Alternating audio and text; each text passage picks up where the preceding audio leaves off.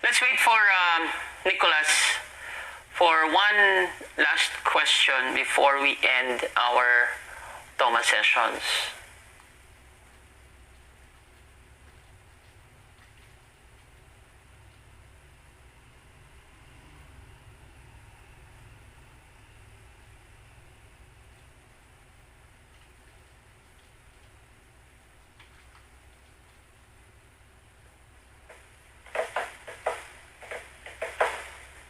Hello, Jake.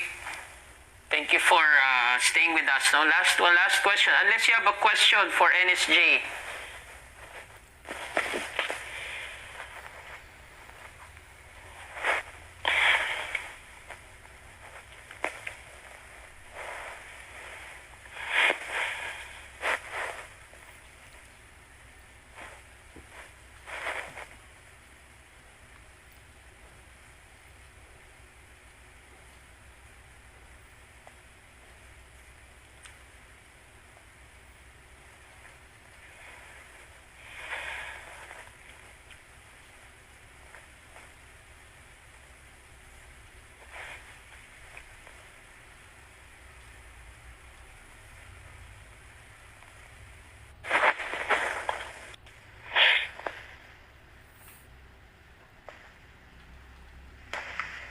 Okay, so 1 hour is really quick.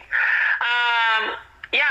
Okay, we were cut with your prediction, but you said you won't give a prediction, but an advice to everybody.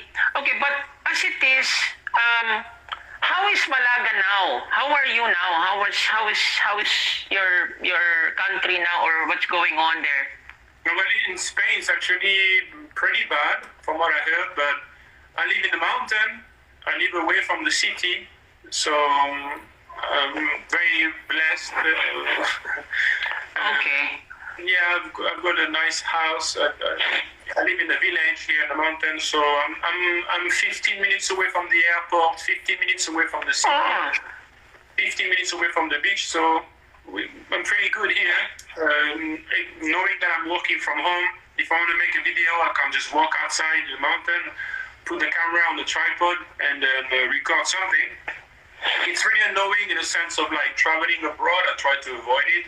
Also, I stopped making some training at home at the moment because with what's happening is very complicated. If anyone wants to do a training online, yeah, they can always contact me and I can organize this. That's not a problem. But face to face, it's more complicated. The situation here in Spain is pretty complicated. I mean, like some days you think they're going to close the frontier again, that we're going to be confined again in quarantine. I have no idea. I think nobody knows really what's going on for how long it's going to last. So let's just say if you compare Spain with the rest of the world, it's not ideal for sure. But if you look at the situation in general, I mean, like all the bars and all the clubs are affected. The whole industry is extremely affected. It's becoming a disease now, this coronavirus situation for all of us. And I'm pretty blessed at the moment. So, excuse me, I think the question is more like how do people feel? I mean, like, I cannot complain myself, you know. But for sure, you need to have a plan B and maybe move out or I don't know.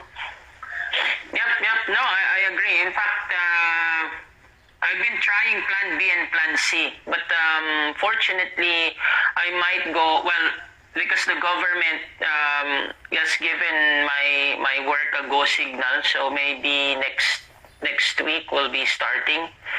So I'm happy also and thankful that's gonna happen. But I've been trying plan B, C, D so far here in the Philippines, and you know, I agree with you 100% because at the end of the day, it's about survival, really. I mean, you know, bartending or flair bartending or your passion will just be there. It's here. No one really can. No one can take that away from you. But then again, especially like if you have a family, you know, and you know, people you need to support. So. Do you have family? Yes, Yeah. I have no, I don't have kids yet, but I do have a partner with me, and my mom and sisters here. So I have all girls here in my house. So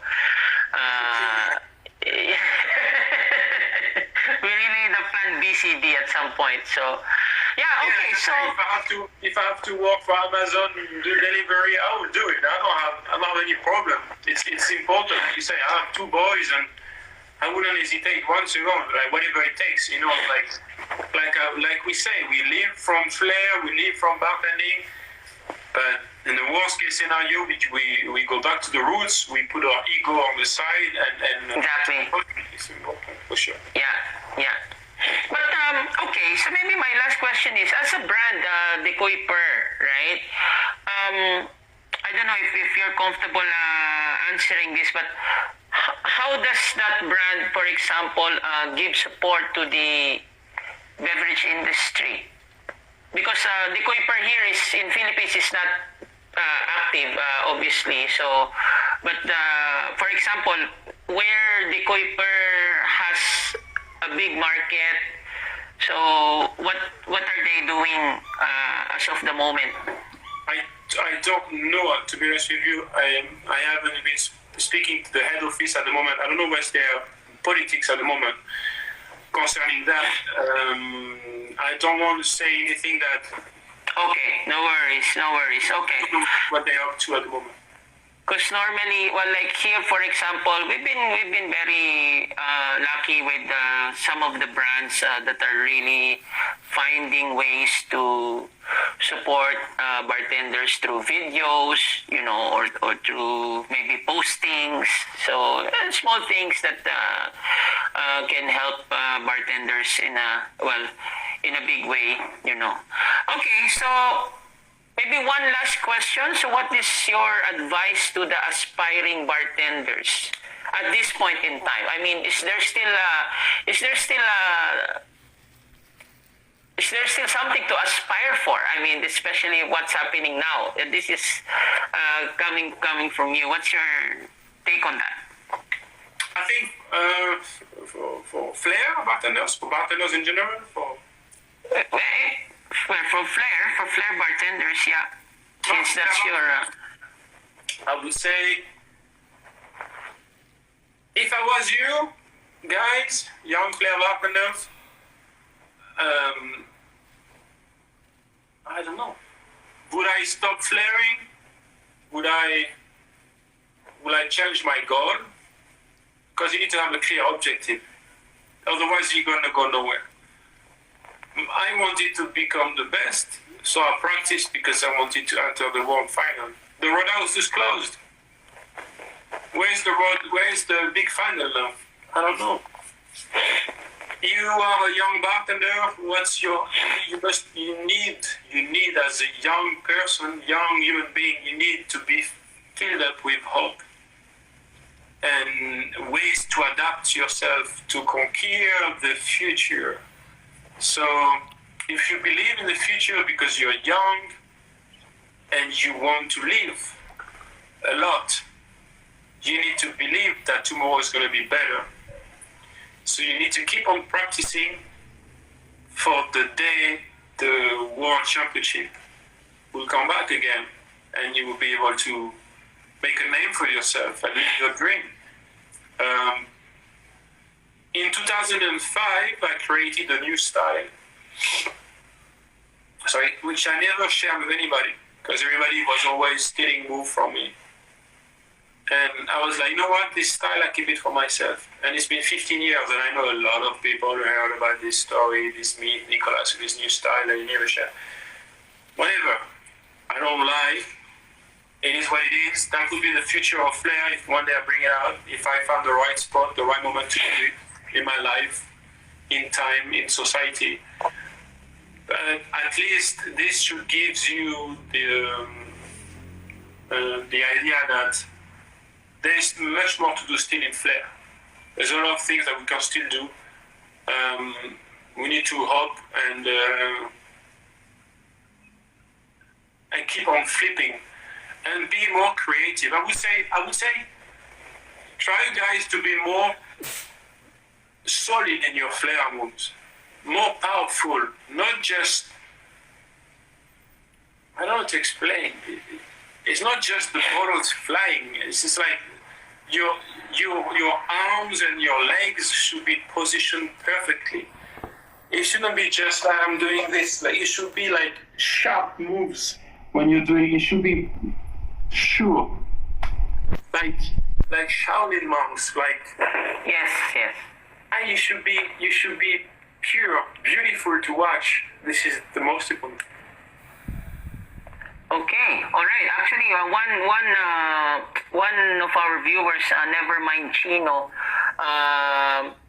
was doing the same thing we were talking about. He loved their bartending way back when he was in college, and then of course he had to pay the bills at some point, so he left it for a while, and then now he wants to go back. So I said, well, it's never too late, and everything is up to you at the end of the day. So. Yep, shout out to you. And also we have we have one of your fans also, Apo Labuyo. Is a flair bartender from Dubai. He's here in the Philippines now, so he wants to. Where are you based? I'm in the Philippines, but I'm in the shoe capital. It's called Marikina. Okay. Yeah, so I'm in the city pretty much. Well, situation here is up and down. Actually, it's up and down. No, as much as I don't want to go out, I have to go out at some point. But yeah, we're keeping safe with the mask and everything else. Yeah, so okay. Yeah, it's really fucked up, but I mean, what can we do? So it is. Okay, so with that, Nicholas, thank you. I enjoyed the time really picking your brains, and this means a lot to our viewers and to me as well.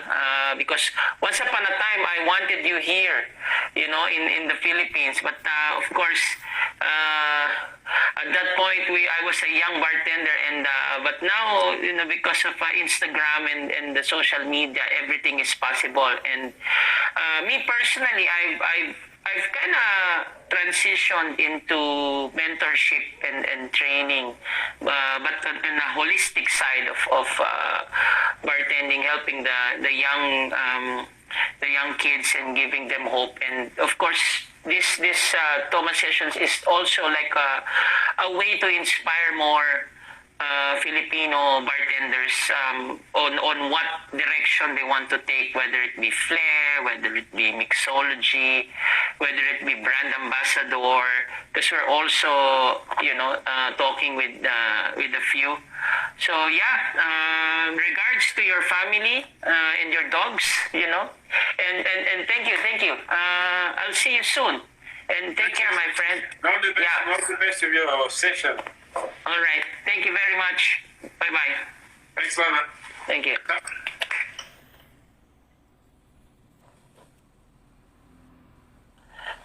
Okay, guys. So there you have it. A very inspiring, really inspiring interview we have with Nicolas St. John. One thing that stuck with me is really having that killer instinct. I remember Kobe Bryant all over again with that statement. I mean, at the end of the day, it's your decision. Of course, you join a competition for different reasons, but it's not a bad thing if your main goal is to win, because basically that's why you join the competition in the first place. Okay, so with that, well, I want to give a shout out to Joaquin, good evening, and John the Baptist, who else? Swiss Boy, Fikuchik, Flair Balance, Ilona Terincheva, TSST, Nevermind Chino, Vicencio, my friend, how are you? Johnny Acosta, Doya Chikarakun, Shrest Samrat, Aldo Bomber 90, Darkfire Flair, Barboy Niraz, Levin Siriaco, Wiki's Eye, and Jake Coolers. Okay, so with that, ladies and gentlemen, Joseph, Papa Joe, welcome. And Salak Ricky, you just missed Nicholas, so we've just ended our Toma sessions, but you can catch the interview, the start here on IGTV. Okay, so with that, again, thank you very much, guys, and keep safe. See you on the next episode.